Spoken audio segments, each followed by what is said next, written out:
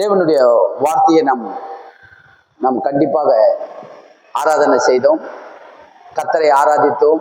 1 மணி நேரம் ஆராதனை செய்து அவரை மகிமைப்படுத்தினோம். கர்த்தர் எவ்வளவு நல்லவர் என்பதை நாம் அறிந்து புரிந்து தேவனை ஆராதனை செய்து அவருக்கு நன்றி செலுத்தணும். ஆனா அதோடு நம்ம விட்டுறக்கூடாது. பாருங்க, கர்த்தருடைய வார்த்தையில நம்ம வளரணும். தேவனுடைய வார்த்தையை தான் ஆண்டவர் சொல்றாரு, என் வார்த்தையை கை கொண்டு வாழுங்க. முதல்ல யோசுவாவுக்கு தேவன் ஊழியத்தை கொடுக்கிறார். ஊழியத்தை கொடுக்கும்போது தேவன் சொல்றாரு, பலன் கொண்டு திடமானதாயிரு, இந்த நியாயப்பிரமாணத்தின் புஸ்தகம் உன் வாயில இருக்கணும் என்று சொல்றாரு. எங்க இருக்கணுமா? தானா போய் வாயில உட்காந்துக்காது. எப்படி தானா உட்காரும் வாயில? அது இரவும் பகலும் உட்கார்ந்து படிச்சு தியானம் செய்கின்றார் ஆண்டவர். என்ன சொல்றாரு? நான் உனக்கு எல்லாத்தையும் உன் மைண்ட்ல ஏத்திடுறேன் அப்படின்னு சொல்லி இதுல இருந்து இதுல காப்பி பண்ணி அப்படியே மைண்ட்ல ஏத்துறது கிடையாது. இது இப்போ ஒரு பென்ட்ரைவ்ல இருந்து நம்ம சிஸ்டத்துல காப்பி பண்ணி ஏத்துறோம் ஒரு காரியத்தை. அப்படி நீ ஏத்துற விதமா இதை நான் ஸ்ட்ரெயிட்டா உனக்கு ஏத்தனா அது உனக்கு நல்லா இருக்காது. நீ படிக்கும் போது தேவனுடைய வசனம் உன் எண்ணத்துக்குள்ள நுழையணும். ஆண்டவர் சொல்றாரு, நீங்க படிக்கும் போது தேவனுடைய வார்த்தைகளை படிக்கும் போது அதை ஒவ்வொரு நாளும் இரவும் பகலும் அதை படிக்கும் போது அதை அறிந்து புரிந்து உணர்ந்து தேவனுடைய வார்த்தை எப்படிப்பட்டது என்பதை நீங்கள் அறிந்து கொள்ள வேண்டும். அதுதான் ஆண்டவர் சொல்றாரு. யோசுவாவுக்கு சொல்றாரு, இந்த வார்த்தை உன் வாயை விட்டு பிரியாத இருக்கணும் என்று சொல்லி தேவன் சொல்றாரு. அப்ப நம்மளுக்கு வார்த்தை முக்கியம். சபைக்கு போனா நம்ம தானா வந்துடும், தானா எதுவும் நடக்காது. பாருங்க, தானா நடக்கும் என்கிற எண்ணத்தை தயவு செஞ்சு அப்படிப்பட்ட எண்ணம் இருக்குன்னா விட்டுருங்க. நான் சபைக்கு போறேங்க, போயிட்டு நானே ஆராதனை பண்ணிட்டு வந்துட்டா போதும். இல்லை, தேவனுடைய வசனம் தான் என்னவா இருக்குது, உங்களுக்கு எல்லாத்தையும் என்ன பண்ணுதுன்னா கொடுக்கறதா இருக்குது. தேவனுடைய வசனத்துக்குள்ளதான் ஆண்டவர் எல்லாத்தையும் வச்சுட்டு இருக்குது. அந்த வசனம் ஜீவன் உள்ளது. அந்த ஜீவனுள்ள தேவனுடைய வசனம் எப்படி இருக்குமா, அதுல இருந்து நீங்க என்ன பண்ணணும்னா எடுத்துக்கொள்ளணுமா, அதுல இருந்து ஜீவ ஊற்று புறப்படுமா. எதுல இருந்து ஜீவ ஊற்று புறப்படும்? தேவனுடைய வசனத்துல இருந்து தான் ஜீவ ஊற்றே புறப்படும். அப்போ வசனத்துக்குள்ள வச்சுட்டாரு, ஜீவ ஊற்று அதுக்குள்ள வச்சுட்டாரு. ஜீவ ஊற்று என்று சொன்னா சமாதானம் அதுக்குள்ள வச்சுட்டாரு, சந்தோஷம் அதுக்குள்ள வச்சுட்டாரு, ஆசீர்வாதம் அதுக்குள்ள வச்சுட்டாரு, சுகத்தை அதுக்குள்ள வச்சுட்டாரு. எல்லாம் அந்த வார்த்தைக்குள்ள இருந்து தான் என்ன பண்ணுமா, ஜீவ ஊற்று புறப்படும். எது புறப்படணும்? ஜீவ ஊற்று புறப்படணும்னா வார்த்தையை இருதயத்துக்குள்ள நிரப்பணும். அப்ப நம்ம பார்ப்போம். எடுத்துக்கொள்ளுங்க, ரோமர் நிருபம் 10ஆம் அதிகாரம் 8ஆம் வசனத்திலிருந்து நம்ம பார்க்கலாம். ரோமர் புத்தகம் 10ஆம் அதிகாரம் 8ஆம் வசனத்திலிருந்து படிங்க. ரோமர் நிருபம் 10ஆம் அதிகாரம் 8ஆம் வசனத்தை படிங்க. இந்த வார்த்தை உனக்கு சமீபமாய் உன் வாயிலும் உன் இருதயத்திலும் இருக்கிறது என்றும் சொல்கிறது. இந்த வார்த்தை நாங்கள் பிரசங்கிக்கிற விசுவாசத்தின் வார்த்தையே. ஏனென்றால் கர்த்தராகிய இயேசுவை நீ உன் வாயினாலே அறிக்கையிட்டு தேவன் அவரை மரித்தோரில் இருந்து எழுப்பினார் என்று உன் இருதயத்திலே விசுவாசித்தால் ரட்சிக்கப்படுவாய். நீதி உண்டாக இருதயத்திலே விசுவாசிக்கப்படும், ரட்சிப்பு உண்டாக வாயினாலே அறிக்கை பண்ணப்படும். அவரை விசுவாசிக்கிறவன் எவனோ அவன் வெட்கப்படுவதில்லை என்று வேதம் சொல்லுகிறது. பாருங்க, இந்த வார்த்தை உனக்கு சமீபமாயும் உன் வாயிலும் உன் இருதயத்திலும் இருக்கிறது. எங்க இருக்கணுமா? இது இருதயம். எல்லாருக்கும் இருதயத்தை ஆண்டவர் உள்ள வச்சிருக்கிறாரு. இல்லைன்னா இருதயத்துல வைன்னு அவர் சொல்ல வேண்டிய அவசியம் இல்லை. இறுதின்றது ஒண்ணு இல்லைன்னா அவர் என்ன பண்ண மாட்டாரு, இருதயத்துல வை. இல்லாத இடத்துல எடுத்து போய் எங்கெங்க வைக்க சொல்றீங்க? இல்லையே, இல்லாத இடத்துல எப்படி வைக்க முடியும்? இல்ல, இறுதியம் இருக்குது. நம்ம எல்லாருக்கும் என்ன இருக்குது? இறுதியம் இருக்குது உள்ள. ஏன்னா சிருஷ்டித்தவருக்கு தான் தெரியும். ஏன்னா மனுஷன் நம்மளை சிருஷ்டிக்கல, நம்மளை உருவாக்கினது இந்த கண்ணாடி கிளாஸ் யார் உருவாக்குனா? மனுஷன் உருவாக்கணும். அவனுக்கு தெரியும் என்ன மெட்டீரியல் எடுத்தான், இதுக்கு என்னென்னலாம் கூட சேர்த்துக்கொண்டு இந்த மெட்டீரியல் உருவாக்கத்துக்கு என்னென்னலாம் சேர்த்து இருக்கிறான்றது அவனுக்கு தான் தெரியும். ஆனா நம்மளை சிருஷ்டித்தவர் அவர் என்ன பண்ணாரு, நம்மளை உருவாக்கினவருக்கு தெரியும் இது உள்ள என்னென்ன உறுப்புகள் எல்லாம் உள்ள இருக்குது என்பதை அவருக்கு நல்லா தெரியும். ஆனா இருக்கிறதுலே சிறந்தது ஏன்னா இருதயம் தான். இருதயத்துக்குள்ளே கொண்டு போய் வைக்கணுமா. இந்த வார்த்தை உனக்கு சமீபமாயும் எங்க இருக்கணுமா, உனக்கு சமீபமாயும் உன் வாயிலும் உன் இருதயத்திலும் இருக்கிறது என்று நீ சொல்லுகிறது. இந்த வார்த்தையை நாங்கள் பிரசங்கிக்கிற விசுவாசத்தின் வார்த்தையே என்னவென்றால் கர்த்தராகிய இயேசுவை உன் வாயினாலே அறிக்கையிட்டு தேவன் அவரை மரித்தோலிருந்து எழுப்பினார் என்று உன் இருதயத்திலே விசுவாசித்தால் ரட்சிக்கப்படுவாய். வாயில அறிக்கையிடணும், இருதயத்திலே விசுவாசிக்கணும். இருதயத்துல விசுவாசித்து வாயில அறிக்கை பண்ணும் போது என்ன கிடைக்கிறது பார்த்தீங்கன்னா ரட்சிப்பு உண்டாகிறது. என்ன உண்டாகிறது? ஆமா, ரட்சிப்பு முதல்ல ரட்சிப்பு நமக்கு தேவைப்படுது பாருங்க. ரட்சிப்பு எங்கிருந்து எப்படி கிடைக்கும்? தானா கிடைக்காது பாருங்க. 2 பேரு கல்வாரி சிலுவையில 2 பேர் அடிக்கப்பட்டாங்க இல்லையா? 3 பேர் மொத்தம் ஆண்டவராகிய இயேசுவையும் இந்த பக்கம் ஒரு கல்லனை இந்த பக்கத்து ஒரு கல்லனையும் என்ன பண்ணாரு? சிலுவையில அரைஞ்சாங்க. 2 பேரும் கல்லர்கள். அப்ப 2 பேரும் கல்லர்கள் 2 பேரையும் அடிக்கும் போது ஒரு கல்லன் சொல்றான், நீ உண்மையிலே தேவனுடைய குமாரனானால் உன்னையும் ரட்சித்துக் கொள், எங்களையும் ரட்சித்துக் கொள்ளு. எங்களுக்கும் பார்த்தா நீ ஊரெல்லாம் சொல்லிக்கின்னு வந்தல்ல, ஊரெல்லாம் நீ சொல்லிக்கின்னு வந்த நான் தேவனுடைய குமாரன், வானத்திலிருந்து வந்த ஜீவாப்பம் அப்படியே சொன்னீங்க. இந்த அற்புதம் அந்த அற்புதம் என்னென்னமோ அற்புதம்லாம் செஞ்சீங்க, ஏராளமான அற்புதங்களை செஞ்சீங்க, அநேகர்களை மரித்தோரெல்லாம் உயிர்ப்பித்தீங்க, லாசரை உயிர்ப்பித்தெல்லாம் நான் கேள்விப்பட்டு இருக்கிறேன். நீ உண்மையிலே தேவனுடைய குமாரனால் உன்னை ரட்சித்துக்கொள், எங்களையும் ரட்சித்துக்கொள் என்று சொல்லி ஒரு கள்ளன் சொல்றான். அதுல இன்னொரு கள்ளன் சொல்றான், டே நீ இப்படி பேசுறது உனக்கு பாருங்க, அவனுக்கு உள்ள என்ன இருந்தது? அவனுக்குள்ள ஒரு விசுவாசம் துவங்குது பாருங்க. அவன் சொல்றான், என்ன சொல்றான் பாத்தீங்கன்னா, நீ பேசுறது தகாத வார்த்தையை பேசாத, நீயும் நானும் அடிக்கப்படுறது நியாயம். ஏன்னா நம்ம ஏராளமான அக்கிரம அநியாயம் பண்ணிருக்கிறோம், ஏராளமான கள்ளத்தனமான காரியங்களை பண்ணிருக்கிறோம். அரசாங்கம் நம்ம என்ன பண்ணிருக்கு? இந்த தூக்கு மரத்துல ஏற்றது நமக்கு நியாயம். ஏன்னா நம்ம பண்ண அநியாயத்துக்கு இதுவே போதாது. 10 முறை தூக்கு போட்டா கூட நம்ம செஞ்ச அநியாயத்துக்கு அக்கிரமத்துக்கு இது போதாது. அப்படிப்பட்ட அக்கிரம அநியாயத்தை நம்ம பண்ணிருக்கிறோம். அததான் சொல்றான் ஒரு கள்ளன், இவ்வளவு அநியாயத்தை அக்கிரமத்தை பண்ணிருக்கிறோம். ஆனா இவரோ ஒரு என்ன பண்ணல, கேடும் செய்யாதவர், ஒரு பாவத்தையும் செய்யாத இவருக்கு இந்த தண்டனை கொடுத்துருக்கிறாங்க, நீ இவரை போய் இழந்து பேசுறிய. அப்போது அவனுக்குள்ள ஒரு உள்ளத்துல ஒரு என்ன வந்தது? ஒரு விசுவாசம் உண்டாச்சு. ஆண்டவரே, உம்முடைய ராஜ்யத்திலே நீ வரும்போது இந்த அடியானை நினைத்தருளும் என்று சொல்லி கேட்கிறான். என்ன நடந்தது? அப்போது இன்றைக்கே என்னோடு நீ பரதேசிலே இருப்பாய் சொல்றதா இல்லையா ஆண்டவர்?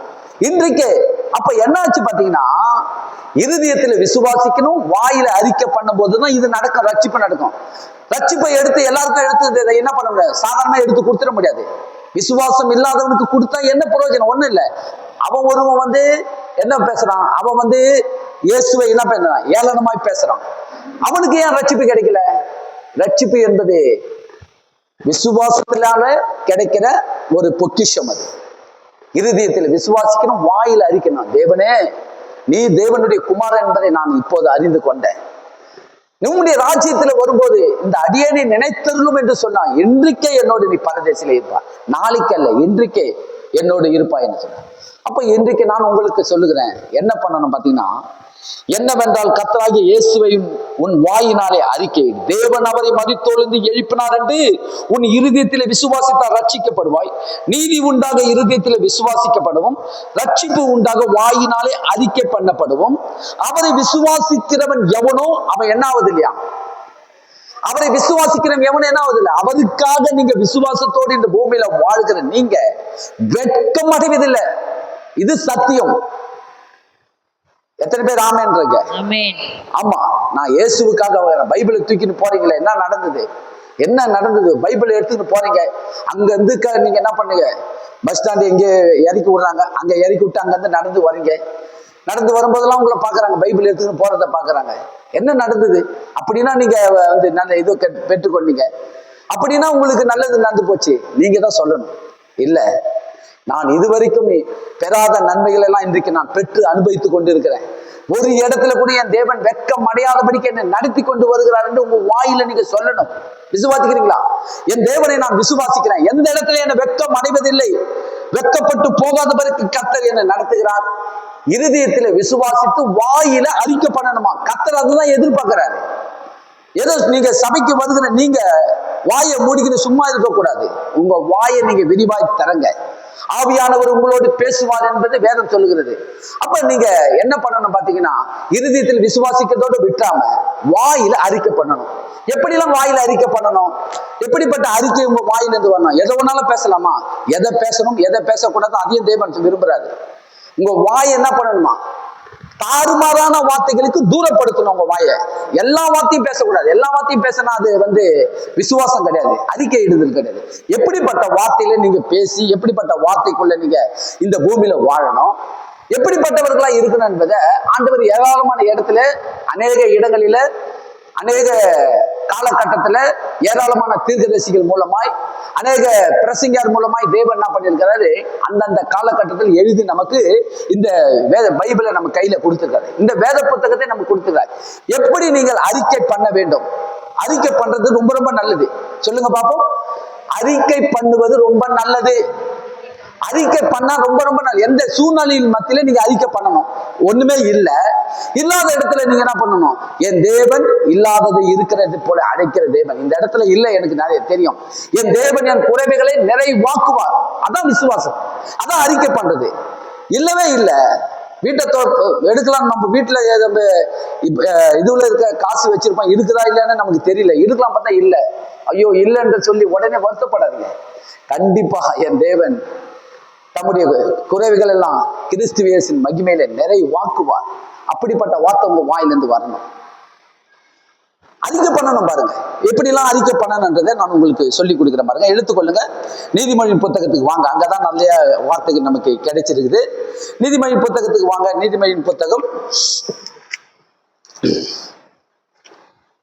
4ஆம் அதிகாரத்தை திருப்பிக் கொள்ளுங்க. நீதிமொழியின் புத்தகம் 4ஆம் அதிகாரம் 4ஆம் வசனத்திலிருந்து நம்ம பார்ப்போம். நீதிமொழியின் புத்தகம் 4ஆம் அதிகாரம் 4ஆம் வசனத்திலிருந்து உங்களுக்கு கொடுக்கிறத கவனிங்க, எடுத்து படிமா. அவர் எனக்கு போதித்து சொன்னது, உன் இருதயம் என் வார்த்தைகளை காத்து கொள்ள கடவது, என் கட்டளைகளை கைக்கொள், அப்பொழுது பிழைப்பாய். நாணத்தை சம்பாதி, புத்தியையும் சம்பாதி. என் வாயின் வார்த்தைகளை மறவாமலும் விட்டு விலகாமலும் இரு. அதை விடாதே, அது உன்னை தற்காக்கும். அதன் மேல் பிரியமாயிரு, அது உன்னை காத்து கொள்ளும். நாணமே முக்கியம். நாணத்தை சம்பாதி. எண்ணத்தை சம்பாதித்தாலும் புத்தியை சம்பாதித்துக்கொள்.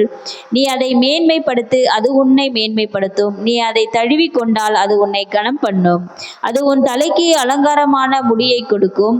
அது மகிமையான கிரீடத்தை உனக்கு சூட்டும்.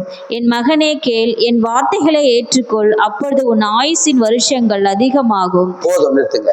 என்ன நடக்குது பாத்தீங்கன்னா, உன் இருதயம் என் வார்த்தைகளை என்ன பண்ணணுமா? என்ன பண்ணணும்? காத்து கொள்ள கடவுது. உங்க இருதயம், உங்களுக்கு ஒரு இருதயத்தை கர்த்தர் கொடுத்துக்கிறார்.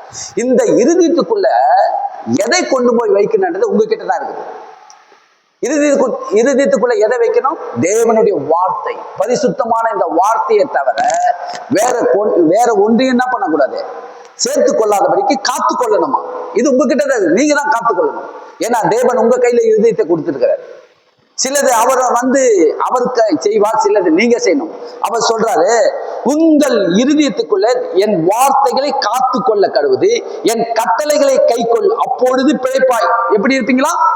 நீங்க நல்லா வாழணும்னா கர்த்தருடைய கட்டளைகளை கை கொண்டு அவர் வார்த்தைகளை நீங்க காத்து கொள்ளும் போது நல்லா பிழைப்பீங்க, நல்லா வாழ்வீங்க. இது சத்தியம். என்ன உலகத்துல அநேக வார்த்தைகளை நம்ம கேட்கிறோம், ஏராளமான வார்த்தைகளை நீ கேட்கிறோம். ஐயோ என்ன நடக்குமோ, ஏது நடக்குமோ, எப்படி இந்த உலகம் போற போக்குல என்ன ஆகுமோ, இன்னும் என்னதான் ஆக போதோ. அரிசி விற்கிற விலைக்கு இன்னைக்கு நான் எனக்கு கேள்விப்பட்ட நல்லா ஞாபகம் இருக்கு பாருங்க. அப்பெல்லாம் நான் வாங்கும் போதெல்லாம் 1 கிலோ அரிசி வந்து ₹1, ₹1.5, ₹2 அப்படிதான் இருந்தது. என்ன வாங்கிட்டு வர சொல்லுவாங்க, நான் வாங்கிட்டு வந்துருக்கிறேன். அப்ப சொல்லுவாங்க ₹50 விற்குமாம்பா அரிசி, 1 கிலோ அரிசி. எப்படி யாரு விலை கொடுத்து இதை வாங்கி சாப்பிடுவாங்க? என்ன ஆகுமோ? இன்னைக்கு ₹50, ₹60, ₹15 மேல நம்ம வாங்கி சாப்பிடுறோம். கர்த்தர் நல்லவர், எல்சதா என்ற நாமம் உள்ளவர், போதுமானதுக்கு மிகவும் அதிகமானவர் நமக்கு வாங்க வைக்கிறார் பாருங்க. வாங்கி சாப்பிடுற அளவுக்கு திராணியை கொடுத்திருக்கிறாரு. எவ்வளவு ஒன்னாலும் ஏறட்டும், நீங்க கலங்காதீங்க. உலகம் சொல்ற வார்த்தையை கேட்டு என்ன பண்ணாதீங்க, சோர்ந்து போவாதீங்க. நீங்க இந்த இருதயத்துல தேவனுடைய வார்த்தையை காக்க கடவுது. அப்பொழுது இவைகளை கேட்டு இதன்படி நடக்கும் போது பிழைப்பீர்கள் என்று கர்த்தர் சொல்ற. பிழைப்பீர்கள் என்று சொன்னா நல்லா வாழ்வீங்க சொல்றாரு பாருங்க. நாணத்தை சம்பாதிக்கணுமா? எதை சம்பாதிக்கணும்? உங்க இருதயத்துல நீங்க எதை சம்பாதிக்கணும்? நம்ம வேலைக்கு போனாதான் சம்பாதனை கிடைக்கும் இல்லையா? வேலைக்கு போனாதான் என்ன கிடைக்கும்? வீட்டுல இருந்துக்கிட்டா நம்ம என்ன பண்ண முடியாது, வருமானத்தை சம்பாதிக்க முடியாது. எந்த வேலையாக இருந்தாலும் அதுக்கு ஒரு டைம் கொடுத்துருப்பாங்க. 8 மணி நேரம் வேலை செய்யுங்க, நான் உங்களுக்கு ஏற்ற சம்பளத்தை தரேன்னு சொல்லுவாங்க. 8 மணி நேரம். அப்ப இன்னைக்கு வீட்லயும் உட்காந்து சிஸ்டத்துல உட்காந்து வேலை செய்யறாங்க. அதுக்கு என்ன பண்ணாங்க, ஃபாலோ பண்றாங்க. கரெக்டா நீங்க 8 மணி நேரம் வேலை செய்யணுங்களான்னு அவங்க ஏதோ ஒரு மூலமா, கேமரா மூலமா பாக்குறாங்க. அப்ப 8 மணி நேரம் வேலை செஞ்சாலும் சம்பாதித்து நமக்கு கிடைக்குது. அப்ப தேவன் என்ன சொல்றாரு, ஞானத்தை எப்படி சம்பாதிப்பீங்க? இந்த வேதத்தில் இருக்கிற வசனத்தை எப்படி சம்பாதிப்பீங்க? என் வசனத்தை சம்பாதிக்க சொல்றாரு. எப்படி சம்பாதிப்பீங்க? இதுக்குன்னு ஒரு நேரத்தை கொடுத்து நீங்க என்ன பண்ணணுமா? என்ன சொல்றாரு? ஞானத்தை சம்பாதி, புத்தியை சம்பாதித்து என் வாயின் வார்த்தைகளை மறவாமல் விட்டு விலகாமல் இருப்பதற்கு இதுக்கு நேரத்தை கொடுக்கணும். தானா நீங்க என்ன பண்ண முடியாது, தானா தேவனுடைய வசனம் உள்ள நிரப்பப்பட முடியாது. நீங்க தேவனுடைய வசனத்துக்கு இடத்தை கொடுத்து எப்படி வேலைக்கு ஒரு நேரத்தை நம்ம செலவிடுகிறோமோ அதே போல வேத புத்தகத்தை படிப்பதற்கு, வேதத்தை படிப்பதற்கு அதுக்கு நேரத்தை நீங்க கொடுக்கும் போது அதுக்கு பேர் தான் என்ன சொல்றது, என்ன சொல்றேன்னா ஞானத்தை சம்பாதி.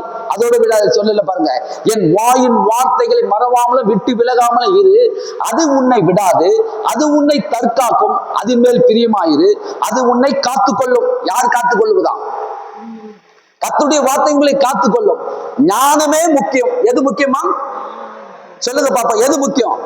ஞானமே முக்கியம், வேத வசனமே முக்கியம். தேவன் அததான் சொல்லிட்டு போனார். ஆண்டவராக இயேசு சொல்றாரு, மரியாதை பார்த்து சொல்றாரு, மாத்தாளை பார்த்து சொல்றாரு, மாத்தாளே தேவையானது ஒன்றே ஒன்றுதான். எது ஒன்று? தேவையானது ஒன்று. எடுப்படாத நல்ல பங்காகிய என் வார்த்தை தான் முதல்ல முக்கியம். முதல்ல என் வார்த்தையை நீங்க கனம் பண்ணுங்க. அதுதான் இங்க சொல்றாரு, ஞானமே முக்கியம்.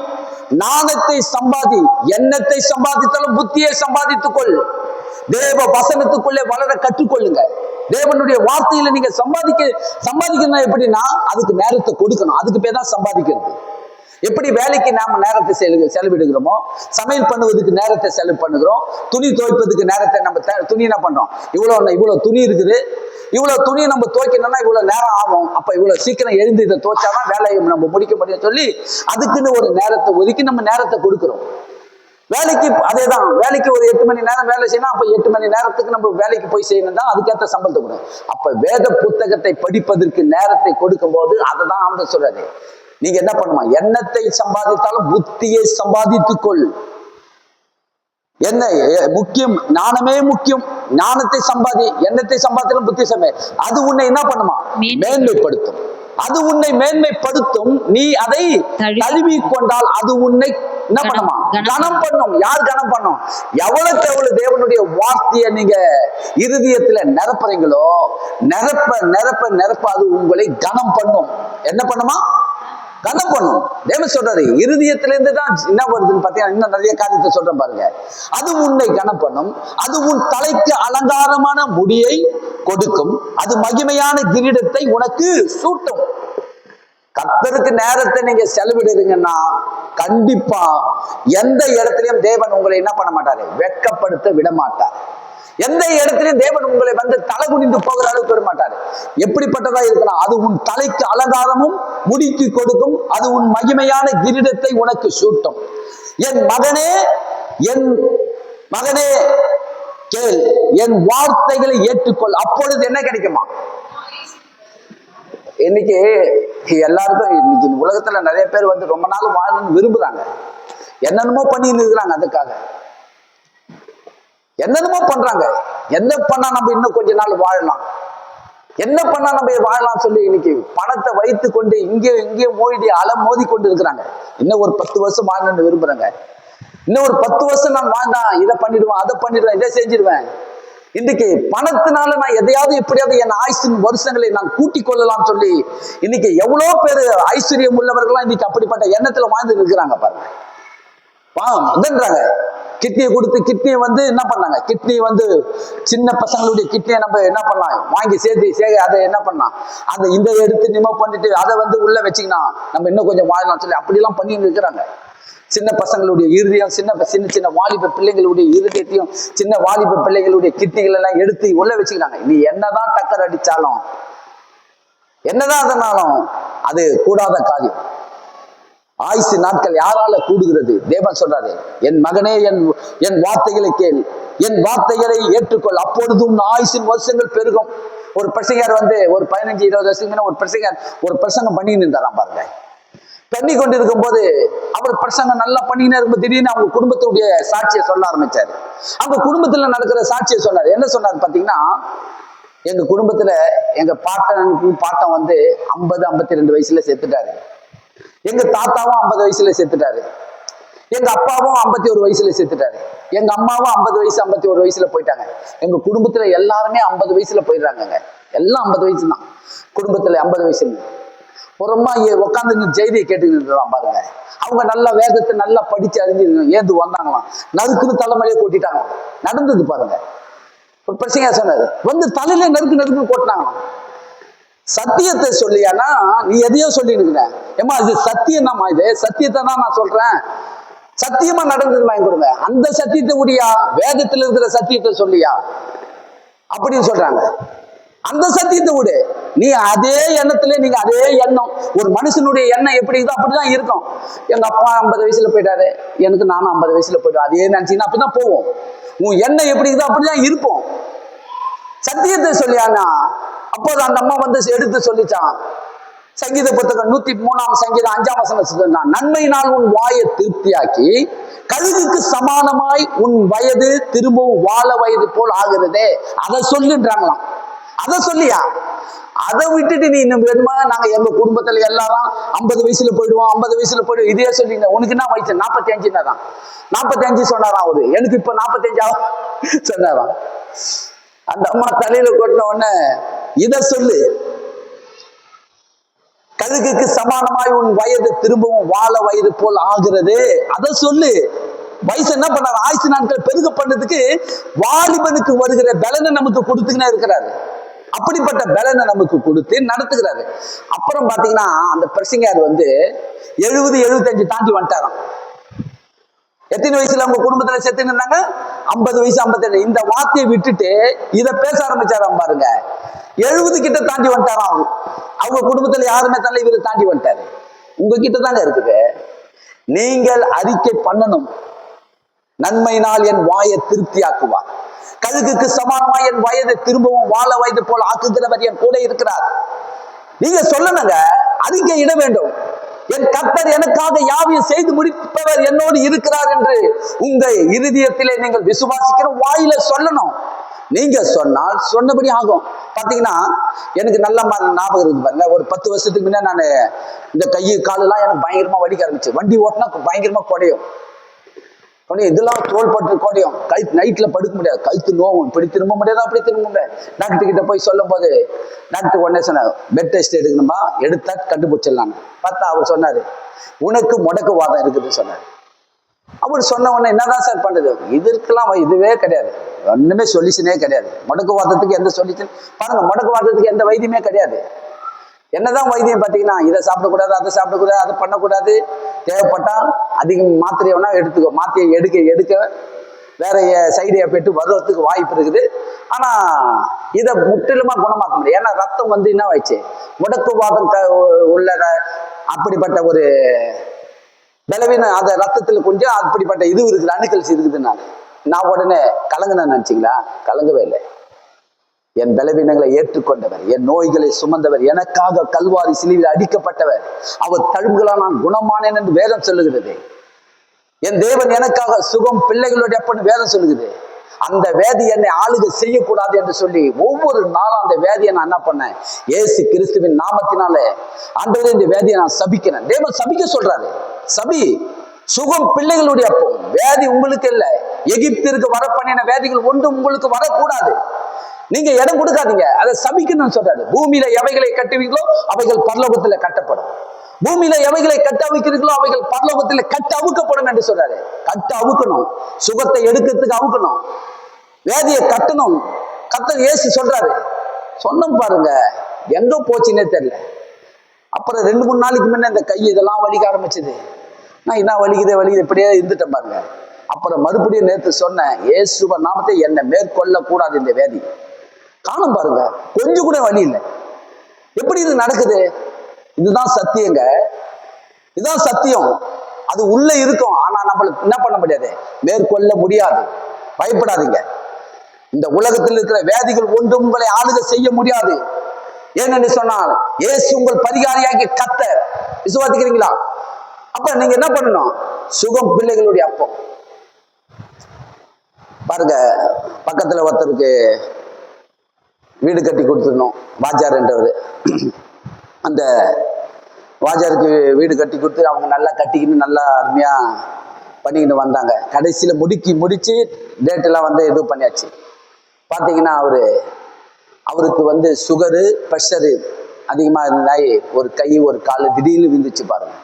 இன்னும் வீடு கட்டி ஆசை ஆசையா கட்டின்னு வராரு.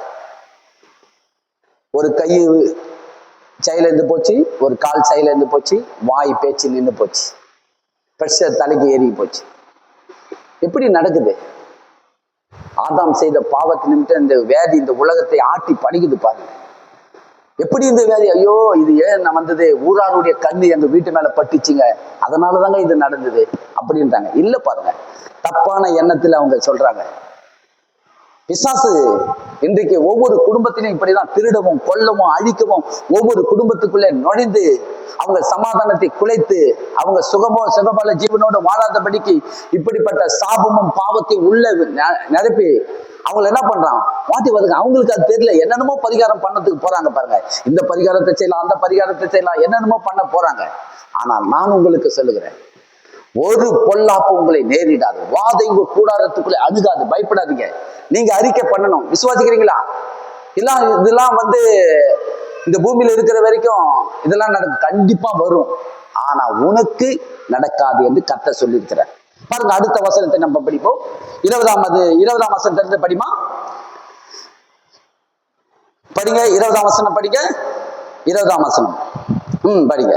என் மகனே, என் வார்த்தைகளை கவனி, என் வசனங்களுக்கு உன் செவியை சாய். அவைகள் உன் கண்களை விட்டு பிரியாதிருப்பதாக. அவைகளை உன் இருதயத்துக்குள்ளே காத்துக்கொள். அவைகளை கண்டுபிடிக்கிறவர்களுக்கு அவைகள் ஜீவனும் அவர்கள் உடலுக்கெல்லாம் ஆரோக்கியமுமாம்.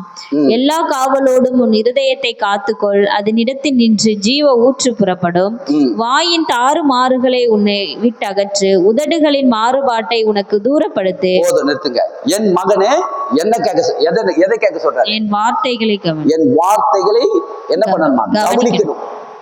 எதை பண்ணணும்? கவனிக்கணும். கவனிக்காம நீங்க இருப்பீர்கள் சொன்னா கண்டிப்பாக இன்னைக்கு ஃபுல்லா உட்காந்து நீங்க கேட்டாலும் என்ன நடந்ததுன்னு உங்களுக்கு தெரியாது. கவனிப்பு ரொம்ப ரொம்ப முக்கியம். பக்கத்துல இருக்க பசங்க கவனிங்கன்னு சொல்லுங்க. கவனிக்கணும். அததான் சொல்றாரு, என் மகனே என் வார்த்தைகளை கவனி. என் வசனங்களுக்கு கவனிக்கிறது மாத்திரம் கிடையாது, என் வசனத்துக்கு என்ன பண்ணணுமா? சொல்லுங்க, என் வசனத்துக்கு என்ன பண்ணணுமா? செவியை சாய்க்கணும். செவி எல்லாருக்கும் இருக்குதா? எல்லாருக்கும் செவி இருக்குதா? செவி கொடுத்து கேட்கறீங்களா? செவி கொடுத்து கேட்டாதான் எங்க போகும்? அது இருதயத்துக்கு போகும். செவி கொடுத்து கேட்கணும், செவியை கவனிக்கணும். செவியை கொடுத்து கேளுன்றாரு. மகனே என் வார்த்தைகளை கவனி, என் வசனத்துக்கு செவியை சாய். நீ வா, இன்னைக்கு வந்துட்டேன்னா என்னை ஏற்றுக்கொண்டு ஞானஸ்தானம் எடுத்துட்டா எல்லாம் உனக்கு நடந்துடும் அப்படின்னு சொல்லி ஆண்டவர் எங்க சொல்றார். ஞானஸ்தானம் ஒரு முதல் படி, அவ்வளவுதான். கத்திரத்துல நம்ம சேருவதற்கு ஒரு உடன்படிக்கை. ஞானஸ்தானத்துல நீ எடுத்துட்டா எல்லாம் நடந்துடும், உனக்கு இனி எதுவுமே தீமை நடக்காது, கேடு நடக்காது. இல்ல பாருங்க, அப்படியே வேதம் அப்படி போதிக்கவே இல்லை. வேதம் என்ன போதிக்கிறது? கர்த்தருடைய வார்த்தைகளை கவனிக்கணும், செவி கொடுத்து கேட்கணும்.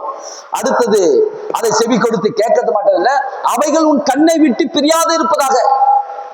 எதை விட்டு பிரியக்கூடாதான்? கண்ணை விட்டு பிரியக்கூடாது, உன் கண்களை விட்டு பிரியக்கூடாது. என் கண்ணு முன்னாடியே நடந்துங்க, இன்னைக்கு வரைக்கும் என் கண்ணு முன்னாடியே இருக்குதுங்க. அது நான் இன்னைக்கு வரைக்கும் என் கண்ணு முன்னாடி இன்னைக்கும் நான் பார்த்துன்னு இருக்கிறேன். எதை பார்க்கிறேன்? எதை பார்க்க கூடாதுன்னா அதையே பார்த்துன்னு இருக்குது. எதெல்லாம் நமக்கு வேணாம்னு சொல்லணுமோ அதையே நம்ம கண்ணு முன்னாடி வச்சு வச்சு வச்சு வச்சு அதையே நம்ம பார்க்கும் போது அதையே உங்களுக்கு நைட் நேரத்துல அதுவே கனவுல வருது பாருங்க, சொப்பனத்துல வருது. ஆண்டவர் எதை கண்ணு முன்னாடி வைக்க சொல்றாரு? தேவ வசனத்தை உன் கண்ணுக்குள்ள வையின்றாரு. எதை வைக்க சொல்றாரு? உன் கண்களை விட்டு பிரியாது இருப்பதற்கு கண்ணுக்குள்ளே என்ன பண்ண? சேகரித்து வைத்துக்கொள். எடுக்கும் போது பைபிளை திறக்கும் போது இந்த இடத்துல இந்த வசனம் இருக்குதுன்னு எனக்கு நல்லா தெரியும். எந்தெந்த வசனம் எங்கெங்க இருக்குது அதையெல்லாம் நான் அறிந்து வைத்திருக்கிறேன், என் கண்ணுக்குள்ள நான் வைத்திருக்கிறேன். அதுதான் சொல்றாரு. கேட்கறது மட்டும் இருக்கக்கூடாது, கவனிக்கிறது மட்டும் இருக்கக்கூடாது, செவி கொடுத்து கேட்கறது மட்டும் இருக்கக்கூடாது. என் கண்ணை விட்டு பிரியாது இருப்பதாக அவைகள் உன் இருதயத்துக்குள்ள என்ன பண்ணணுமா? காத்துக்கொள்ளணும். அதுதான் ஆண்டவர் சொல்றாரு. 4 விதமான கிறிஸ்துவர்கள் இந்த பூமியில இருக்கிறார்கள் இல்லையா? ஒருவன் விதைக்க புறப்பட்டான், அவன் விதைக்கையிலே சில விதை வழி அருகே விழுந்தது, சில விதை கற்பாறையில விழுந்தது, சில விதை முள்ளுள்ள இடங்களில் விழுந்தது, சில விதை நல்ல நிலத்துல விழுந்தது என்று சொல்றாரு.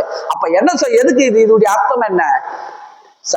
உட்காந்து நல்லா கேட்டுட்டு வெளியே போன உடனே என்ன பண்றாங்க பாத்தீங்கன்னா, இந்த வார்த்தைகளோடு சேர்ந்து உலகத்துக்குரிய வார்த்தைகளை சேர்த்து கொள்ளும் போது இறுதி என்ன பண்ணா, அந்த வார்த்தை நிரம்புது, இந்த வார்த்தை நிரம்புது. நல்ல வசனத்தை நெருக்குது. முள்ளு, உலகத்துக்குரிய வார்த்தைகள் எல்லாம் முள்ளுக்கு ஒப்பானது. தேவனுடைய வசனமும் எப்படிப்பட்டதா இருக்குது? சுத்த பொண்ணுக்கு ஒப்பானது தேவனுடைய வசனம். அப்ப இந்த வளரக்கூடாதபடிக்கு தேவனுடைய வசனங்களை நெருக்குது எது பாத்தீங்கன்னா, எல்லாரும் யாருக்காவது என்னென்ன வார்த்தையை சொல்றாங்க அதெல்லாம் கேட்டு கேட்டு கேட்டு அதையும் உள்ள போட்டுக்குது. அததான் தேவன் சொல்றாரு, காத்துக்கொள்ளுன்றாரு. உன் இருதயத்துக்குள்ளே என் வார்த்தையை தவிர வேற எந்த வார்த்தையும் என்ன பண்ணாத, சேர்த்து வைக்காத, நிரப்பிடாத. நான் ஒரு பாவி, நான் ஒரு பலவீன, நான் ஒரு தகுதி இல்லாதவன், எனக்கு தகுதியே கிடையாது, எனக்கு அந்தஸ்தே கிடையாது, நான் எதுக்குதான் வாழறேன்னு தெரியல, அங்க சொன்னதெல்லாம் அப்படியே நீங்க என்ன பண்ணுங்க, அதை கேட்டு கேட்டு அதையே நீங்க என்ன பண்ணுங்க, அதை உள்ள நீங்க என்ன பண்ணுங்க, அப்படிப்பட்ட வார்த்தையை சேர்த்து பேசாதீங்கன்றாரு. எதை பேசணுமா, என்னென்ன வார்த்தைகளை பேசணுன்றது நான் உங்களுக்கு சொல்றேன் பாருங்க. அவைகளை கண்டுபிடிக்கிறவர்களுக்கு என்ன கிடைக்குதான்? ஜீவனும். ஜீவனும் கண்டுபிடிக்கணும். எங்கெங்க என்னென்ன வார்த்தைகள் இருக்குதுன்றதை கண்டுபிடிக்கணும். ஆபிரகாம் பெரிய சீமானா இருந்தான், அதை கண்டுபிடிக்க போய். ஆபிரகாம் எப்படி இருந்தான்? பொன்னும் வெள்ளியுடைய சீமானா இருந்தான், அதை கண்டுபிடி. ஈசாக்கு எப்படி இருந்தான்? பஞ்ச காலத்துல விதை விதைத்தான், 100 மடங்கு அறுவடை செய்தான், அதை போய் கண்டுபிடி. யாக்கோப்பு வர வர விருத்தி அடைந்தான், ஏராளமான ஆடுகளும் திரளான வேலைக்காரர்களும் இருந்து அவன் என்னவா இருந்தான்? விருத்தி அடைந்தான். அதை போய் கண்டுபிடி. உன்னை வாளாக்காமல் தலையாக்குவேன், கீழாக்காமல் மேலாக்குவேன், கடனே வாங்காமல் அநேக ஜாதிகளுக்கு கடனை கொடுப்பாய், அதை கண்டுபிடி. நீ பலவீனன் அல்ல, பலவான் என்று சொல்லுவாயாக, அதை கண்டுபிடி. இயேசுவின் பரிகாரியாக கர்த்தர், அதை கண்டுபிடிங்க. அதான் சொல்றாரு, கண்டுபிடிக்கிறவர்களுக்கு ஜீவனும் உடலுக்கு ஆரோக்கியமா. எல்லா காவலோடும் இதை என்ன பண்ணணுமா? இருதயத்தை காத்து. எல்லா காவலோடும் உன் இருதயத்துக்குள்ளே என்ன பண்ண? இருதயத்துக்குள்ளே காத்துக்கொள். அதன் இடத்திலிருந்து தான் ஜீவ ஊற்று புறப்படுமா. எங்க இருந்து ஜீவ ஊற்று புறப்படும்? இருதயத்திலிருந்து ஜீவ ஊற்று. நீங்க எவ்வளவு தேவனுடைய வார்த்தைகளை சேர்த்து வைக்கிறீங்களோ அதுல இருந்து தான் ஜீவன் புறப்படும். ஜீவன் என்று சொன்னால் சமாதானம், சந்தோஷம், சுகம், பலன், ஆரோக்கியம், ஆசீர்வாதம், இதையெல்லாம் இந்த வார்த்தையிலிருந்து தான் புறப்படும். நான் சுகமாய் இருப்பேன். எப்படி இருப்பீங்க? எவ்வளவு நாள் இருப்பீங்க? முதிர் வயதிலும் பூஷ்டியும் பசுமையுமா இருப்பேன், கனிகளை கொடுப்பேன், சுகமாய் இருப்பேன். முதிர் வயதுல என்ன நடக்குமோ, 70 வயசு தாண்டினவொடனே என்ன நடக்குமோ, கை கால்லாம் எப்படி இருக்குமோ, வேலை செய்யுமோ, நம்ம பலவீனமா தாங்கி தாங்கி நடப்போமோ, இல்ல அவரை போல அதை நடக்கிறாரு பாரு, 70 வயசு இல்ல அவரு ஒரு கொம்பு வச்சுக்கிதான் ஊனிட்டு போறாரு, அவரை போல ஆயிடுமோ, கண்ணு இருள் அடைஞ்சிருமோ. அந்த காலத்துல கண்ணுக்கெல்லாம் அந்த காலத்துல கண்ணு இருள் அடைஞ்சு போச்சுன்னா அதை என்ன பண்ண மாட்டாங்க, அதை ஹாஸ்பிட்டலில் போய் பார்க்கறதுக்கு அப்படிப்பட்ட வசதி இல்லை, நாலேஜ் இல்லை, மருத்துவர்லாம் இல்லை. இப்போ நல்லா மருத்துவருங்க வந்துட்டாங்க. கண்ணு லைட்டாக பார்வை அடைஞ்சு குழந்தையானாலும் அம்மா இந்த இப்படிப்பட்ட ஆப்ஷன்லாம் இருக்குது, வாங்க உங்களுக்கு நாங்கள் பண்ணுறோம். கண்ணாடி தேவையில்ல, ஒன்றும் தேவையில்ல, அந்த பொறையை எடுத்துறோம், உள்ளேயே லென்ஸ் வைக்கிறோம். நீங்கள் 100 வயசானாலும் உங்கள் கண் பார்வை நல்லா இருக்கும். நல்ல அருமையான கர்த்தர் ஏற்படுத்தி இருக்கிறார் பாருங்க. டாக்டர்களை இரவும் பகலும் படிக்க வச்சு நமக்காக தேவன் என்ன பண்றாரு, அவங்கள என்ன பண்ணி வச்சு, கண்ணுக்கு இப்படிப்பட்ட காரியம்லாம் இருக்குதுன்னு சொல்லி ஆண்டவர் ஏற்படுத்தி வச்சுக்கிறாரு. பயப்பட வேண்டிய அவசியம் இல்லை, நம்ம தள்ளாட வேண்டிய அவசியம் இல்லை. கைகளை திடப்படுத்துங்க, தள்ளாடுகிற முழங்கால்களை பலப்படுத்துங்க. கர்த்தர் என் சகாயர், மனுஷன் எனக்கு என்ன செய்வான் என்று உங்க இருதயத்தில் சொல்லுங்க.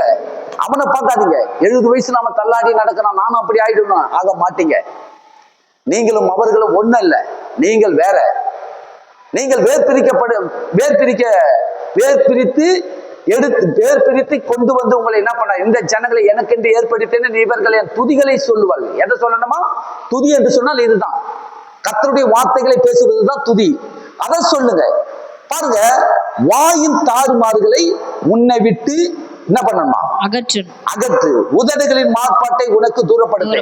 வாய் இருக்குது சொல்லி எல்லாத்தையும் பேசிடாதீங்க. வாய் இருக்குது சொல்லி இதை பேசுவேன் அதை பேசக்கூடாது.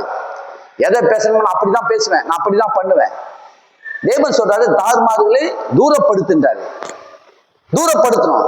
நீங்க பேசக்கூடாத இடத்துல பேசுவீங்கன்னு சொன்னீங்கன்னா நீங்க பெற்றுக்கொள்ள முடியாது. உதாரணத்துக்கு சொல்றேன் பாருங்க, எலிசா சொல்றாரு, இஸ்ரவேல் தேசத்திலே ஒரு மகா பெரிய பஞ்சம் உண்டாயிடுச்சு. எப்படி பஞ்சம் உண்டாயிடுச்சு? சீரியா நாட்டு ராஜாவாகிய பெனாத்தான்றவன் முற்றுகை போட்டுட்டான். இஸ்ரவேல் நாட்டை சுத்தி முற்றுகை போட்டான். முற்றுகை போட்ட இஸ்ரவேல் தேசத்தை சுத்தி முற்றுகை போட்டு அவங்க பல வருஷங்களாக முற்றுகை போட்டதுனால கடைக்கு போகவும் முடியல, வெளியில இருந்து பொருள்களை வாங்கி வர முடியல, உள்ள இருந்து போகவும் முடியல, வெளியில இருந்து வரவும் இல்லை. அப்படியே முற்றுகை போட்டான். ராணுவத்தை கொண்டு வந்து ஏராளமான ராணுவங்களை சுற்றி முற்றுகை போட்டு தேசம் கொடிய பஞ்சம். ஒரு அம்மாவும் ரெண்டு பெண்களும் ஒன்று சேர்ந்து பஞ்சம் தாங்க முடியாத பசி கொடுமையினால இன்றைக்கு உன் பிள்ளையை தின்னலாம், நாளைக்கு என் பிள்ளையை தின்னலாம் சொல்லி அப்படிப்பட்ட ஒரு கொடுமையான பஞ்சம் உண்டாயிடுச்சு. பிள்ளையை அடிச்சு சாப்பிட்றாங்க பாருங்க. பிள்ளையை அடிச்சு இன்னைக்கு என் பிள்ளையை நம்ம அடிச்சு சாப்பிடலாம், நாளைக்கு உன் பிள்ளையை அடிச்சு சாப்பிடலாம் அப்படின்னு சொல்லி ரெண்டு பேரும் ஒரு ஒப்பந்தம் பண்ணி நடக்குது பாருங்க. அப்படிப்பட்ட கொடூரமான பஞ்சத்தின் மத்தியில ஒரு சம்பவம் நடக்குது. இதுக்கப்புறம் ஆண்டவர் வந்து எலிசா கிட்ட சொல்றார், எலிசாவே அவனை ராஜாவை கூப்பிட்டு சொல்லு, நான் சொல்லுகிறத சொல்லு, நாளைக்கு இந்த நேரத்துல ஒரு மரக்கால் கோதுமை மாவு ஒரு சேக்காலுக்கு விற்கப்படும், 2 மரக்கால் வற்று கோதுமை ஒரு சேக்காலுக்கு விற்கப்படும் சொல்லுன்றது. பாருங்க, இது நடக்கிறதுக்கு சாத்தியமே இல்லை. பயங்கர பஞ்சம். அதாவது பறவைங்களுக்கு போடுற பயிரே வந்து காப்படி பயிறு ஒரு 10 வெள்ளி காசுக்கு விற்கப்படுதான். விலை ஓவரா கொடுத்து வாங்குற பணம் இருக்குது, ஆனா என்ன கிடையாது, நாணயம் கிடையாது சாப்பிட்றதுக்கு. இப்படிப்பட்ட சூழ்நிலையில எலிசா சொல்றாரு, ஒரு மரக்கால் கோதுமை மாவு ஒரு சேக்காலுக்கு விற்கப்படும், 2 மரக்கால் வற்கோதுமை அதாவது அரைக்காத வெறி கோதுமை ஒரு சேக்காலுக்கு விற்கப்படும். அப்போது ஒரு ராஜாவுக்கு கைலாக்கு கொடுக்கிற பிரதானி ஒருவன் வந்து, அவன் ஒரு பெரிய மந்திரி பண்ணுங்க, ஒரு காலம் நடக்காது, சான்ஸே இல்லை. வானத்தின் மதுகளை திறந்து கொட்டனா கூட இந்த இஸ்ரவேல் ஜனங்களுக்கு போதாது. இவங்க பயங்கர பசியிலும் வறுமையிலும் இருக்கிறாங்க. எப்படி இது நடக்கும்? நடக்கிறதுக்கு சாத்தியமே இல்லை, நடக்கவே நடக்காது அப்படி சொல்லி பயங்கரமா என்ன பண்றான், எலிசாவோட ஆர்குமெண்ட் பண்றான் அந்த பிரதானி. நடக்காது பாருங்க, தூரப்படுத்தணும். நீங்க தான் என்ன பேசணுமா எதை பேசணும். கர்த்தர் உங்களுக்கு தருவன் சொல்லிட்டாரா, கர்த்தருக்கு சோத்திராண்டவரே நாங்க காத்து கொண்டு இருக்கிறோம், விசுவாசத்தோட காத்து கொண்டு இருக்கிறோம், அப்படி பேசுங்க. அந்த மனுஷன் தீர்க்கதரிசி சொல்றாரு, எலிசா நடக்கும், நாளைக்கு இந்த நேரத்துக்கு ஒரு மரக்கால் கோதுமை மாவு விற்கும், கவலைப்படாதீங்க. எல்லாம் இஸ்ரவேல் ஜனங்களே போய் நீங்க பயப்படாதீங்க, கர்த்தர் ஒரு அற்புதத்தை செய்ய போறாரு. வானத்தின் மதுகளை திறந்தானம். நீங்க வேணா வீட்டுல போய் படிச்சு பாருங்க, 7ஆம் அதிகாரம் 2 ராஜாக்களின் புத்தகம் 7ஆம் அதிகாரம் 1ஆம் வசனத்திலிருந்து லைனா படிச்சு பாருங்க. நடக்கவே நடக்காதுன்னு சொல்லுவான். ஆனா என்ன நடந்தது பாத்தீங்கன்னா, கர்த்தர் அற்புதமாக அந்த இடத்துல நடக்க வச்சார் பாருங்க. பெரிய ஒரு சேனையை ஆண்டவர் விரட்டி அடிச்சு அந்த சேனைக்குள்ள சேர்த்து வைத்திருந்த எல்லா இஸ்ரவேல் ஜனங்களுக்கு எடுத்து கொடுத்தாரு பாருங்க. உன் கண்ணு பார்க்கண்டா சொல்றாரு எலிசா, சொல்றாரு உன் கண்ணு பார்க்கும், ஆனா நீ ஒரு பிடி மாவு கூட எடுத்து சாப்பிட முடியாது. இது நடக்கும், இதை நீ மனசுல வச்சுக்கின்றாரு. அதே மாதிரி என்னாச்சு, மறுநாள் காலையிலே ஒரு மரக்கால் கோதுமை மாவு ஒரு சேக்காலுக்கு விற்கப்பட்டது, 2 மரக்காலுக்கு வற்கோதுமை ஒரு சேக்காலுக்கு விற்கப்பட்டது. அப்போது இந்த பிரதானி போய் பார்க்கறான், எல்லாரும் அவனை ஏறி மெரிச்சு நசுக்கி சாகடிச்சுட்டாங்க. கண்ணால பார்த்தான், ஆனா புசிக்கல. இன்றைக்கு நான் உங்களுக்கு சொல்லுகிறேன், தாறுமாறான வார்த்தைகளை பேசுவதை விட்டு விடுங்க. என்ன பண்ணணுமா? நடக்காது, முடியாது, கூடாது. இப்படிப்பட்ட வார்த்தை உங்க வாயில வரக்கூடாது. தாறுமாறான வார்த்தைகளை விட்டு விலகிட்டு இருதயத்தில விசுவாசித்து வாயில அறிக்கை எடுக்கிற வார்த்தைகளை பேச கற்றுக்கொள்ளுங்க. சபைக்கு வர்றதுன்னா என்ன வேணாலும் பேசலாம், என்ன வேணாலும் செய்ய இல்ல. பாருங்க, சபைக்கு வருகிற நீங்க எப்படிப்பட்ட வார்த்தைகளை பேசணும் விசுவாசிக்கிறீங்களா? எடுத்துக்கொள்ளுங்க. யாத்திராகம் புத்தகம் 23ஆம் அதிகாரம் 23ஆம் அதிகாரத்தை வாசிங்க பாப்பா. 23ஆம் அதிகாரம் 25ஆம் வசனத்தை வாசிங்க.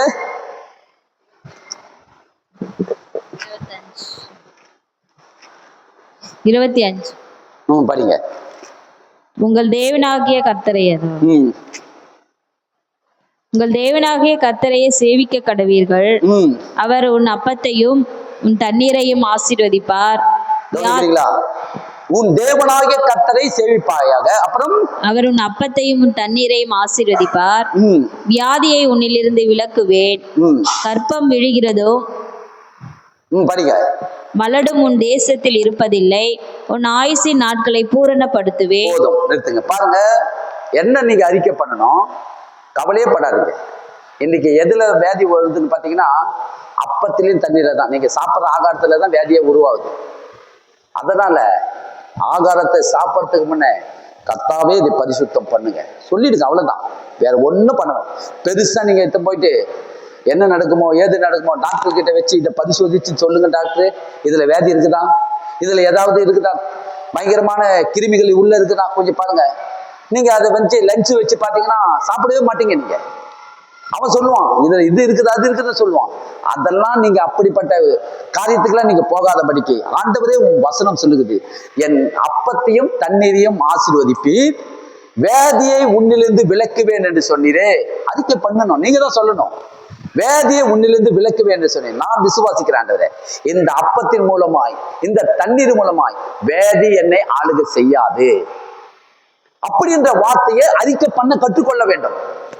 வேதியில தான் வருது. நீங்க டாக்டர் கிட்ட பண்ணோன்னா என்னமா சாப்பிட்டீங்க ஏது சாப்பிட்டீங்கன்னு கேட்கறாங்க. ஏன் கேட்கறாங்க? எங்கிருந்து வேதி உருவாகுது? அப்பத்திலும் தண்ணீர்ல இருந்து தான் வேதி வருது. நீங்க சொல்லணும், அப்பத்தையும் தண்ணீரையும் ஆசீர்வதிப்பார், வேதி உன்னிலிருந்து விலக்குவேன், கர்ப்பம் விழுகிறதும் மலடு உன் தேசத்தில் இருப்பதில்லை, உன் ஆயுசு நாட்களை பூரணப்படுத்துவேன். என்ன ஆகுது இல்லையா உங்க தேசத்துல? மலடும் கர்ப்பம் விழுகிறதும் மலடு இருப்பதில்லை. உண்மை, இது சத்தியம். உங்க சந்ததிக்குள்ள யாரும் மலடா இருக்க மாட்டாங்க. உங்க சந்ததிக்குள்ள என்ன இருப்பதில்ல, மலடா இருக்க மாட்டாங்க. இன்னைக்கு பிள்ளை இல்லாததுனால எங்கெங்கயோ ஓடுறாங்க. இந்த டாக்டரை பார்க்கலாம் அந்த டாக்டரை பார்க்கலாம் அவங்க பார்க்கலாம் இவரை பார்க்கலாம். நான் உங்களுக்கு சொல்றேன் பாருங்க, எனக்கு நல்ல ஞாபகம் இருக்குது. மடிப்பாக்கம் பகுதியில எனக்கு சொந்தக்காரங்க ஒருத்தவங்க இருக்கிறாங்க. அவங்க ஒரு வாரம் இந்த சர்ச்சுக்கு வந்திருந்தாங்க பாருங்க. வந்திருக்கும் போது அவங்க மகளுக்கு கல்யாணம் ஆகி மூணு வருஷமா குழந்தை இல்லாத இருந்தாங்க. அப்போது கல்யாணம் ஆகி குழந்தை இல்லாத, அண்ணா இது மாதிரி குழந்தை ரொம்ப நாள் இல்லாத இருக்கு. அவ்வளவுதானம்மா, ஒண்ணும் இல்லை. நான் இன்னைக்கு சொல்ற வசனத்தை நீங்க பேசுங்க போய். இந்த வசனத்தை நீங்க தினமும் போயிட்டு, ஆண்டவரே நீங்க சொல்லியிருக்கிறீங்க கர்ப்பம் விழுகிறதும் மலடும் உன் தேசத்துல இருப்பதில்லைன்னு சொல்றீங்க. நாங்கள் எல்லோரும் உங்களுடைய உடன்படிக்கை பிள்ளை. என்னுடைய வம்சத்துல என் குடும்பத்துல மலடா இருப்பதில்லை என்று நான் விசுவாசிக்கிறேன். என் பிள்ளைக்கு என் மகளுக்கு சீக்கிரம் கர்ப்பத்தின் கனியை திறந்துருங்கன்னு சொல்லி நீ போய் சொல்லு. கண்டிப்பா சீக்கிரமா தேவன் செய்கிறாரா இல்லைன்னு பாருங்க. அந்த குடும்பத்துக்கு நான் சொல்லி அனுப்பிச்சேன் பாருங்க. அடுத்தது பாத்தீங்கன்னா அடுத்த ஒரு மாசமோ 2 மாசமோ கழிச்சு வராங்க. ஒரு கவரை எடுத்துன்னு வராங்க. கவரை எடுத்துன்னு வந்து என்கிட்ட கொடுக்குறாங்க. என்னங்க வச்சுங்க. என்னங்க வச்சுங்க, நீங்க என் மகள் தேவன் கர்ப்பத்தின் கனியை திறந்துட்டாரு. இதுவரைக்கும் நான் அந்த சபைக்கு எவ்வளவு நாளா போயிட்டு இருக்கிறேன். அவர் இப்படிப்பட்ட வார்த்தையை எனக்கு கொடுத்ததே இல்லை. நீங்க இந்த வார்த்தையை சொன்னீங்க, கர்ப்பம் உன் தேசத்திலே மலடு உன் தேசத்திலே இருப்பதில்லை என்று சொன்னீங்க. இதை நாங்கள் விசுவாசத்தோட என் குடும்பத்தில் இருக்கிற என் நாங்க எல்லாரும் என்ன பண்ணோம், இதை சொல்லி சொல்லி கர்த்தர் அதி சீக்கிரத்துல தேவன் கர்ப்பத்தின் கனியை திறந்துட்டாரு அப்படி சொல்லி எத்தாந்து ஒரு காணிக்கையை கொடுத்து கர்த்தருக்கு கோடி நன்றி சொல்லிட்டு போனாங்க. எப்படி இது நானா செஞ்சேன் சொல்லுங்க? நானா செஞ்சேன்? தேவன் நமக்கு எழுதி கொடுத்திருக்கிறார். கவலைப்படாதீங்க. அறிக்கை பண்ண கற்றுக்கொள்ளுங்க. இருதயத்தில் விசுவாசிங்க, அறிக்கை பண்ணுங்க. ஒவ்வொரு வசனமும் அப்படிதான் ஜீவன் என்ன பண்ற, ஜீவன் ஊற்று இதுல இருந்து தான் புறப்படும். ஜீவ ஊற்று உள்ள தேவனுடைய வசனத்தை நிரப்பி வச்சு இந்த தேவனுடைய வசனத்தை நீங்க எடுத்து பேசும்போது ஜீவ ஊற்று இதுல இருந்து வெளியே வந்து பாருங்க.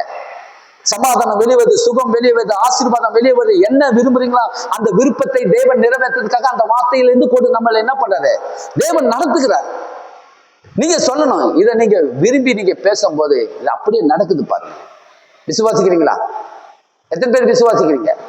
ஆமா, அறிக்கை பண்ணுங்க. உன் தேவனாகிய கர்த்தரை இருதயத்தில் விசுவாசிக்கணும், வாயில அறிக்கை பண்ண கற்றுக்கொள்ளுங்க. இதுதான் நீங்க செய்ய வேண்டும். இது நடந்தது பாருங்க. அடுத்தது நீதிமான் நீதிமொழியின் புத்தகம் 10ஆம் அதிகாரம் 18ஆம் அதிகாரம் 10ஆம் வசனத்தை படிங்க. நீதிமொழியின் புத்தகம் 18ஆம் அதிகாரம் 10ஆம் வசனத்தை படிங்க பார்ப்போம். கர்த்தரின் நாமம் பலத்த துருகம், நீதிமான் அதற்குள் ஓடி சுகமாயிருப்பான். ஆமா, கர்த்தருடைய நாமம் தான் பலத்த துருகம். பலத்த துருகம் என்று சொன்னா, ஏதாவது ஒரு பில்டிங் கட்டும் போது சைட்ல பில்லர் போடுறோம், அதுக்கு பேர் தான் துருகம். பில்லர் தான் துருகம், இந்த பீம் தான் துருகம். இந்த கட்டடத்தை யாரு மெயின் அதிகமா தாங்குது பாத்தீங்கன்னா, நீங்க அதை அறிந்து கொள்ள வேண்டும். இந்த கட்டடத்துக்கு மெயின் இந்த பீமும் பில்லரை தான் முக்கியம். செவுரு கூட நீங்க எப்போ வேணாலும் போட்டுக்கலாம். செவுருனால கட்டடத்தை தாங்குதுன்னு நம்ம நினைச்சுக்கிறோம். செவுரு வந்து சேர்த்துக்கலாம். ஆனா அதிக எது தாங்குதுன்னு பாத்தீங்கன்னா பில்லரும் பீமன் தான். என்ன பண்றதுன்னா அதுக்கு பக்க பலமா இருக்கு, மையமா இருக்குது பில்லரும் பீமன் தான். அதுக்கு பேர் தான் துருகம். அப்ப கர்த்தர் வந்து என்ன சொல்றாருன்னா, ஆபத்து காலத்திலே தேவனிடத்துல நீங்க எப்படி பேசணும் பாத்தீங்கன்னா, கர்த்தருடைய நாமம் பலத்த துருகம், நான் நீதிமான், என் தேவனுடைய வார்த்தைக்குள்ளே சுகமாயிருப்பேன், அந்த பலத்த துருகம் என்னை தாங்கும். கவனிக்கிறீங்களா? அறிக்கை பண்ணணும், நீ இப்படிதான் அறிக்கை பண்ணணும். அந்த பல துருகம் என்னை தாங்கும், நான் அதுக்குள்ளே போய் சுகமா இருப்பேன்.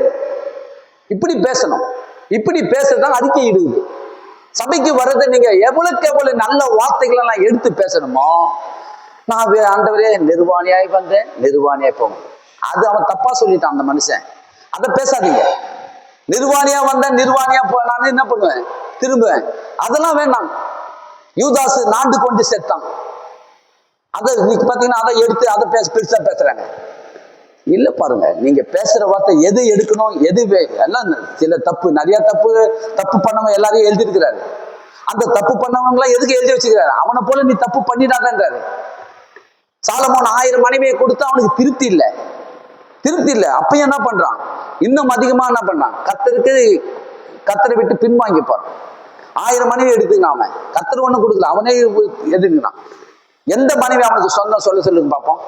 சொந்தம் சொல்லிட்டு ஒரு மனைவி கூட காணோம். 1000 பேர் இருந்தாங்க சொன்னாங்க.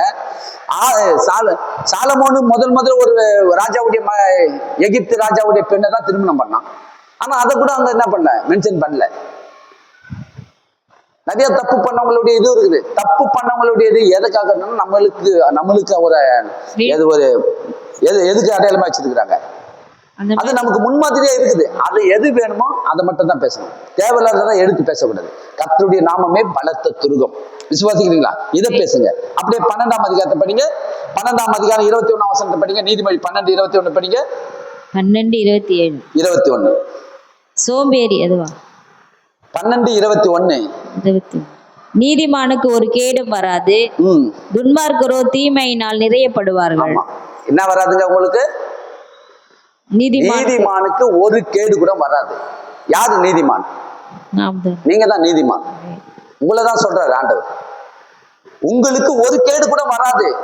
இல்லைங்க, வீட்டுக்கு வீடு வாசப்படி கண்டிப்பா வரும். அந்த வேதி எங்க வீட்டுக்கு வந்துச்சா எங்க வீட்டுக்கும் வரும். அந்த பிரச்சனை அவங்க வீட்டுக்கு வந்துச்சா எங்க வீட்டுக்கு வரும். அவங்களுக்கு கஷ்டம் வந்துச்சா எங்களுக்கு கஷ்டம் வரும். வராதுங்க. கர்த்தர் சொன்ன வார்த்தைக்கு ஆப்போசிட்டா என்ன பண்ணக்கூடாது.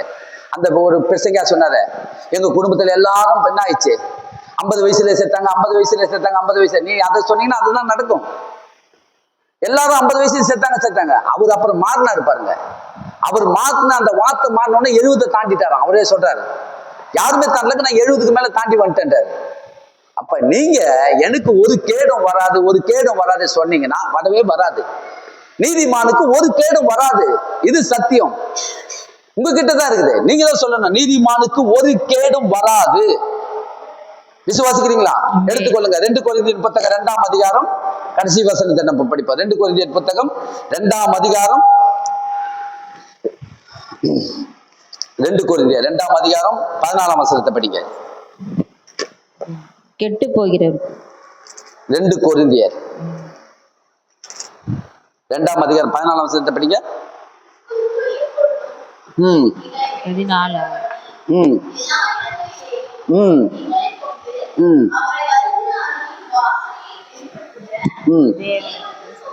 ஆமா, போதும், நிறுத்துங்க.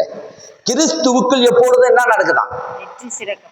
எப்பொழுதும் கிறிஸ்துவுக்குள் எப்பொழுதும் எங்களை தோல்வி பண்ணுகிற தேவனுக்கு சோத்திரம். என்ன பண்ணுகிற தேவன் அவரு? ஆமா, கவனிக்கிறீங்கல்ல? தோல்வி பண்ணுகிறாரா, வெற்றி பண்ணுகிறாரா? எல்லா இடங்களிலும். ஒரு இடம் கூட கிடையாது. ஹாஸ்பிட்டலுக்கு போனா வெற்றி, நல்ல ரிசல்ட், கவலைப்படாதீங்க. ஹாஸ்பிட்டலுக்கு என்ன ஸ்கேன் எடுக்க போறீங்களா, நல்ல ரிசல்ட் தான் கிடைக்கும், பயப்படாதீங்க. வீடு வாங்க போறீங்களா, நல்ல ரிசல்ட் கிடைக்கும். இடம் வாங்க போறீங்களா, நல்ல ரிசல்ட் கிடைக்கும். வீடை கட்ட போறேன், சீக்கிரம் கண்டிப்பாக என் தேவன் துவக்கிற எண்ணத்தை எனக்கு உள்ளத்துல வச்சுட்டாரு. ரொம்ப நாளாச்சு நான் வாங்கி வச்ச இடம், இப்ப நான் கட்டத்துக்கு முடிவு பண்ணிருக்கிறேன், துவக்க போறேன். துவக்கிற எண்ணம் உள்ள வந்துருச்சா, கர்த்தர் கண்டிப்பா முடிச்சு கொடுப்பார். கண்டிப்பா நல்ல கையை தட்டுங்க. கர்த்தர் கண்டிப்பா முடிச்சு கொடுப்பார். எல்லா இடங்களிலும் வெற்றி எனக்கு உண்டு. உங்க வாயிலிருந்து வரணும் அப்படிப்பட்ட வார்த்தை. கிறிஸ்துவுக்குள் எப்பொழுதும் எங்களை வெற்றி சிறக பண்ணி எல்லா இடங்களிலும் எங்களை கொண்டு அவரை அறிகிற அறிவின் வாசனையினாலே வெளிப்படுத்துகிற தேவனுக்கு ஸ்தோத்திரம். எல்லா இடங்களிலும் எங்கெல்லாம் நீங்க போறீங்களோ, இவங்க யாருங்க? இவங்க கிறிஸ்துவின் வம்சத்தை சேர்ந்தவங்க, கிறிஸ்துக்குரியவர்கள். எப்படிங்க இவங்க எல்லா இடத்திலும் வெற்றியோடு வாழ்றாங்க? இவங்களுக்குள்ள யார் இருக்கு தெரியுமா? ஆண்டவராகிய இயேசு இருக்கிறார், கர்த்தர் இருக்கிறார். உலகத்தில் இருப்பவனை காட்டிலும் எங்களுக்குள் இருக்கிற தேவன் பெரியவர். இவருக்குள்ள அதனாலதான் எல்லா இடத்திலும் இவங்க வெற்றியோடு வாழ முடியுது. அந்த வாசனை வெளிப்படணுமா? எந்த வாசனை? என்னோட யாரு இருக்கா தெரியுமா? நான் ஐடி கம்பெனில வேலை செய்யறேன், அதனாலதான் நான் என்ன பண்றேன், நான் இதை பண்றேன். ஐடி கம்பெனில வேலை செய்யறவங்களாம் போய் பாருங்க. நீங்க எந்த ஏரோப்ளேனே ஓட்டுற பைலட்டா இருந்தாலும் சரி, கப்பல் ஓட்டுகிற மாலுமியா இருந்தாலும் சரி, நான் உங்களுக்கு சொல்லுகிறேன், அது உங்களுக்கு ஆதாரம் கிடையாது. உங்களுடைய ஆதாரம் யாரு? என் ஆண்டவராகிய இயேசு கிறிஸ்து. நீங்க சொல்லுங்க, எல்லா இடங்களிலும் எங்களை வெற்றி சிறக பண்ணுகிறவர் ஒருவர் இருக்கிறார். என் ஆண்டவராகிய இயேசு எங்களுக்குள்ளே இருக்கிறார். எங்களை அழைத்தவர் உண்மை உள்ளவர், வாக்குத்தத்தம் பண்ணினவர் உண்மை உள்ளவர். அப்படிப்பட்ட தேவன் எல்லா இடங்களிலும் எங்களுக்கு வெற்றியை சிறக பண்ணுகிறார். அல்லேலூயா, கர்த்தருக்கு ஸ்தோத்திரம். இப்படி பேச கற்றுக்கொள்ளுங்க. அறிக்கை பண்ணணும். தோல்வியை பேசாதீங்க. என்ன நடக்குமோ, ஏது நடக்குமோ, எங்க எப்படிதான் இந்த குடும்பத்தை நான் நடத்தணும், கவலையே படாதுங்க. நல்ல மணவாளன் உங்களோடு இருக்கிறார். நல்ல மணவாளன் உங்களுக்குள் இருக்கிறார். நல்ல தகப்பன் உங்களோடு இருக்கிறார். தேவன் ஒரு சொல்றாரு, நானே உன்னுடைய சகோதரன் என்று சொல்றாரு. நானே உன்னுடைய என்ன சொல்றாரு, நல்ல சிநேகிதன் என்று சொல்றாரு. நண்பனாக இருக்கிறேன், மணவாளனா இருக்கிறேன், தகப்பனாய் இருக்கிறேன், ஒரு தாயா இருக்கிறேன். ஒரு தாய் தேற்றுவதை போல தேற்றுவேன், தந்தை சுமப்பதை போல சுமப்ப. நீ கலங்காத, பயப்படாத. மலைகள் விலகும், பருவதங்கள் நிலை மாறி போகும், என் கிருபை உன்னை விட்டு விலகாது. உனக்கு விரோதமாய் உருவாக்கப்படுகிற எந்த ஆயுதமும் வாய்க்காமல் போகும் என்பதை விசுவாசத்தோடு சொல்லு. எத்தனை பேர் எழுப்பி வந்தாலும் நீ கவலைப்படாத. உனக்கு முன்பாக ஒரு வழியாய் வந்தவன் 7 வழியாய் ஓடி போவான். பயப்படாத. அவர்கள் வெட்கம் அடைந்து இலட்சியம் அடைவார்கள். அவர்களை பார்த்து பயப்படாதீங்க, கலங்காதீங்க. யாராலையும் உங்களை என்ன பண்ண முடியாது, மேற்கொள்ள முடியாது. ஏன்னு சொன்னா எல்லா இடங்களிலும் உங்களை வெற்றி சிறக்க பண்ணுகிற உங்க கூட இருக்கிறார். அதுதான் தேவன் விரும்புறாரு, வேற என்ன விரும்பல. எதை விரும்புறாரு? எதை பேசணுமோ அதை பேசுங்க. கர்த்தருக்கு ஸ்தோத்திரம். ஆமே. எல்லா இடங்களிலும் வெற்றி இதுல கிடைக்குதுப்பா. எல்லாத்துலயும் அதாவது சொல்லுவாங்க இல்லையா, உலகத்துல என்ன சொல்லுவாங்க, அமாவாசை சோறு தினமும் கிடைக்குன்னு பார்க்காத. எப்போ ஒரு வாட்டி கிடைச்சது, அது ஏன் கிடைக்குன்னு பார்த்துட்டு இருக்கிறியா? இது உலகம் சொல்லுது. இல்லையா, அனுதினமும் எனக்கு வெற்றியா? நீங்க தான் சொல்லணும். அனுதினமும் எனக்கு வெற்றி, அனுதினமும் எனக்கு விருதுதான். அல்லேலூயா. இப்படி பேசணும். அவங்க சொல்லுவாங்க, அமாவாசை சோறு தினமும் கிடைக்காது, மாசத்துக்கு ஒரு நாள் தான் கிடைக்கும், மற்ற நாள்லாம் என்ன கிடைக்கும்?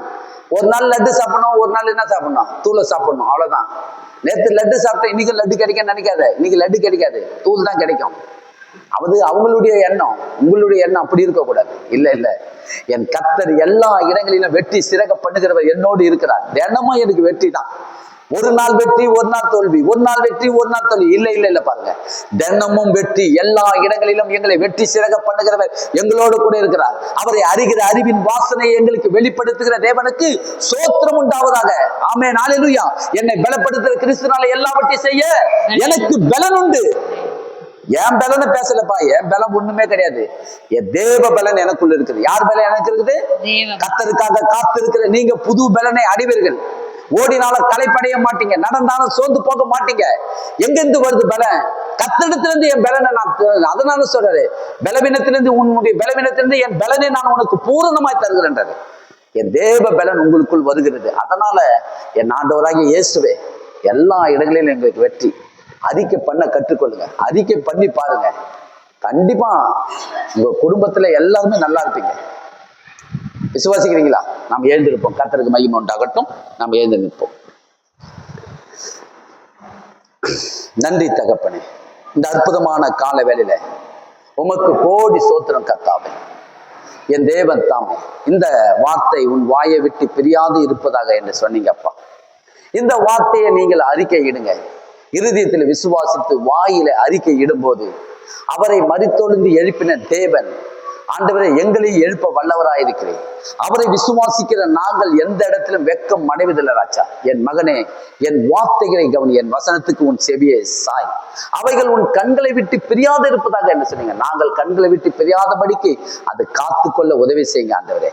எல்லா இடங்களிலும் என் பரிகாரியாகிய கர்த்தர் எங்களோடு கூட இருக்கிறீரப்பா. எல்லா இடங்களிலும் எங்களை வெட்டி சிறக பண்ணுகிறீர். உமக்கு நன்றி சொல்கிறோம். சபையார்களை ஆசீர்வதிங்க, வழிநடத்துங்க. கேட்ட உள்ளங்கள், ஒவ்வொரு உள்ளங்களும் ஆண்டவரே உம்முடைய வார்த்தையிலே ஆண்டவரே வளரட்டும். உம்மை அறிகிற அறிவிலே விருத்தி அடையட்டும். இயேசுவின் நாமத்தை செபிக்கிறோம் நல்ல பிதாவே, ஆமென். என் ஆத்துமாவே கர்த்தரை சோத்திரி, என் முழு உள்ளமே பரிசுத்த நாமத்தை சோத்திரி.